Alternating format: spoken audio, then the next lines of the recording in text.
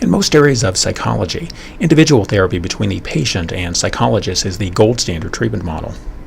For example, in the treatment of depression, post-traumatic stress, or anxiety conditions such as phobias, the evidence-based treatments overwhelmingly consist of individual therapy approaches. For this reason, it is easy for patients and psychologists alike to assume that individual therapy is also the most effective treatment approach for chronic pain. Some patients may even object to referrals to pain groups for this reason, perceiving it as a less desirable or less effective treatment approach compared to individual therapy. However, for multiple reasons summarized in this video, a group format to pain psychology treatments can be argued to be at least equal to, if not superior to, individual treatment models for chronic pain. Notably, the reasons supporting group treatments for pain discussed here do not involve logistical factors, such as pain psychologists using groups to treat their patients more efficiently or in larger numbers. Instead, the advantages discussed here refer to benefits arising from the unique format of group therapy that are perhaps particularly helpful for patients with chronic pain. Although the adverse effects of chronic pain on mental health are well known, these effects often emphasize psychiatric conditions such as depression and anxiety disorders at the expense of more widespread and possibly more harmful effects of isolation and loneliness. For many patients, it is the isolation resulting from their chronic pain that initiates the psychosocial domino effect that later becomes a full-blown depressive episode. Chronic pain creates loneliness both by reducing the quantity of social interactions that a patient may experience with their family, friends, and coworkers, and also by reducing the quality of these social interactions that they experience. The presence of pain often contaminates relationships, causing patients to withdraw from others, and also causing people in the patient's social network to begin avoiding them.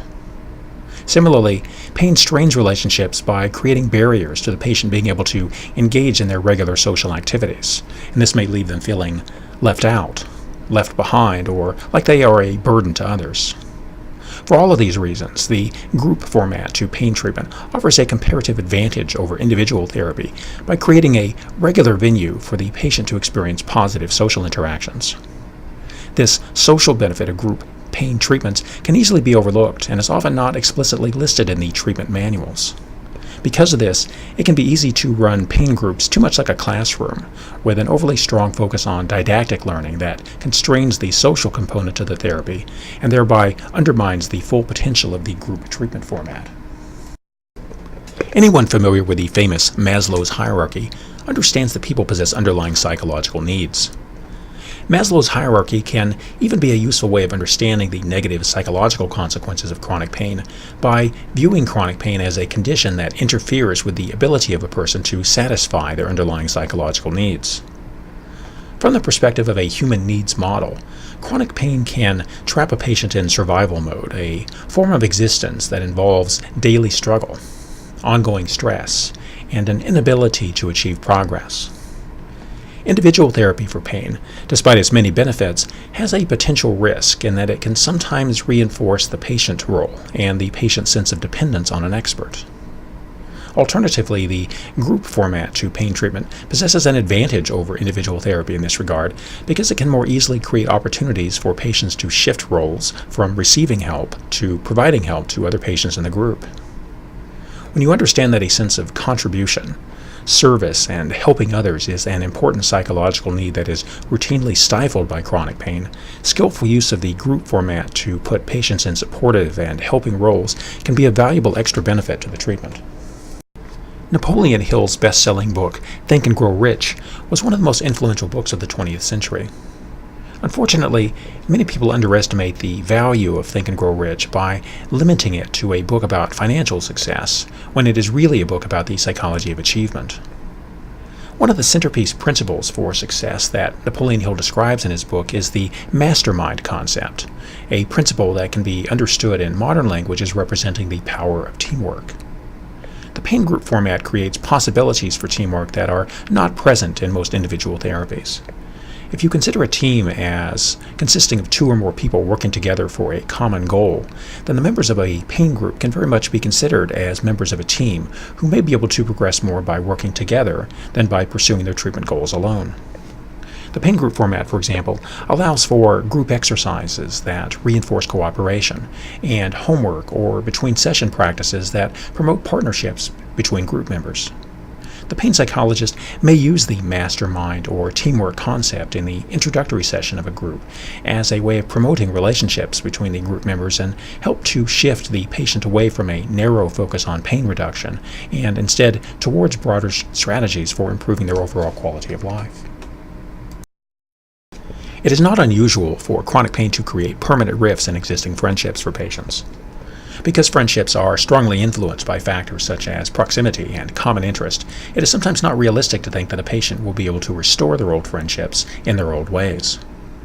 One topic frequently discussed in pain psychology therapies is how to maintain or restore relationships by basing them on new activities or new interests, rather than on former similarities that pain-related limitations now constrain. Another strategy, however, is to explore opportunities for new friendships that can be based on the patient's current interest and functional abilities. This latter strategy is often more difficult to implement among patients with chronic pain in individual therapies because of the patient's now more limited options for activities. The group treatment format to pain again holds a relative advantage because the group format naturally contains the elements of regular proximity, similarity, and disclosure that are so important to the formations of friendships.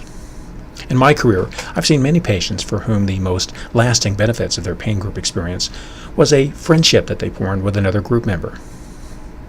Although friendships sometimes form spontaneously from the structure of the pain group, friendships are more likely to form when the pain psychologist creates regular opportunities for the group members to interact or to even engage in shared activities outside of the group session.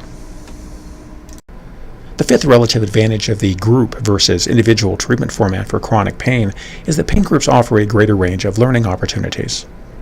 Referring to the slide, individual therapies primarily emphasize learning methods seen here on the left.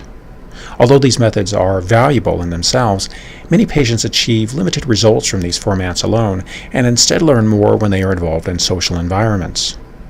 Pain group formats provide more opportunities, for example, for patients to learn through observation and social modeling, and they also often benefit from the greater range of perspectives raised from fellow group members than from the narrower discussions about topics that are possible between just the patient and the pain psychologist.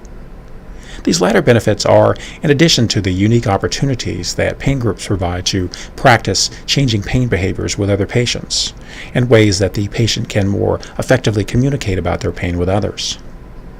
It is not unusual in my experience as a pain psychologist to see patients learn more from and be influenced by other group members than by the core contents of the pain group sessions.